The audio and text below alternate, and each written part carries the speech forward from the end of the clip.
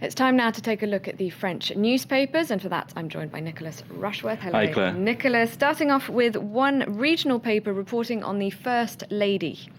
It has the scoop of the day. It has the first official interview with the first girlfriend, Valérie Trierweiler, since François Hollande's election back in the spring. Now, Valérie Trierweiler... Which paper is that then? This is the Sud-Ouest paper. It's one of the main regional papers in France, and Sud-Ouest translates as Southwest, so it's the area around Bordeaux. Now, there you can see the headline of her expressing her regret. The phrase in France is « Je ne regrette rien ». Here, Valérie Trierweiler is saying « Le tweet a été une erreur que je regrette ». Now, of course, we have to put our minds back to the time when, after the presidential vote, a lot of attention came on the first girlfriend, Valérie Trierweiler. What would her role be? Then Ségolène Royal, the former partner of Hollande, Ségolène Royal and Hollande have 4 children together. They were together for 30 years. Ségolène Royal ran for office down in the southwest, and Valérie Trierweiler, the new lady on the block, set out a tweet which said, well, I support her opponent.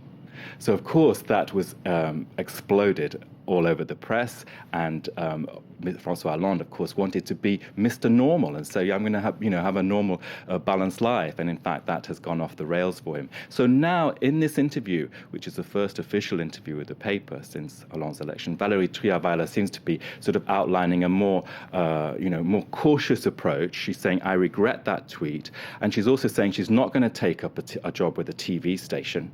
And she's saying, yes, the message reading the article this morning is that she was treading with caution. All right, now moving on to coverage of that debate in the US, the first debate between Mitt Romney and Barack Obama. Well, that's the front page of Les Echos, and Les Echos is the business paper, but it's fascinated by this debate, which will be in the coming hours in Denver, in Colorado. And it's saying there, the headline, we can just barely see it, but Obama fait la course en tête. He's running this race in the lead. Now, he has the advantage in the TV debate, Les Echos argues, because he knows his policy areas inside out. So that the attention will be on Romney, and Romney has to show that he can attack Obama on his record in various areas, especially jobs. Le Figaro, too, and its front page, is looking at this TV debate in Colorado and how the two men are preparing. Now, it says 50 million Americans are going to be watching this. A debate rarely decides an election, but Romney now really has a last chance. That's the verdict of Le Figaro. It has a last chance in this campaign. Now, dominating the papers today, the French papers, is that parliamentary debate on the EU fiscal pact.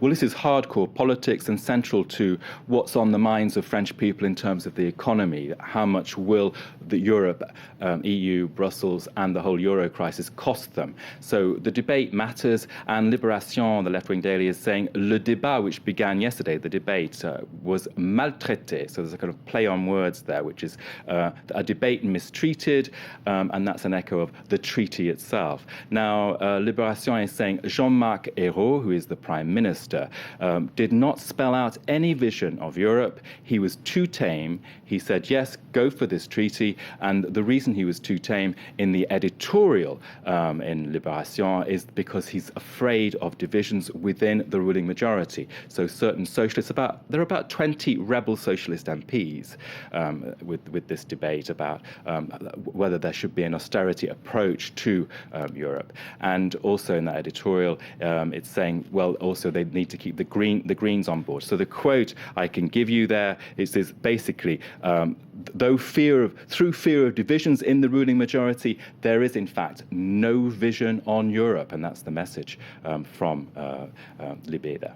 What about L'Humanité? What's its take on that? L'Humanité, of course, the hard left paper is chiming in, saying, well, French people are being given no choice here. With Jean-Marc Ayrault, in his speech yesterday, was in a camouflage operation. And what do the French, in fact, know about this treaty? Has anyone seen the treaty? Have you read it yourself?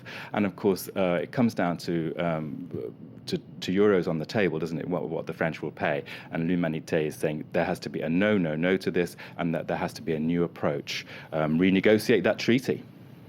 All right, thanks, Nick, for taking us through the French papers.